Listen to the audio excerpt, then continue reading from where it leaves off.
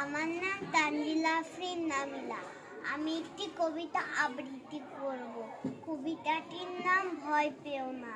লিখেছেন সুকুমার রায়। ভয় পেও না, ভয় পেও না, তোমায় আমি মারবো না। সত্যি বলছি, তোমার সঙ্গে কুস্তি করে পারবো না। মনটা আমার বড্ড নরম, হাড়ে আমার রাখি নেই।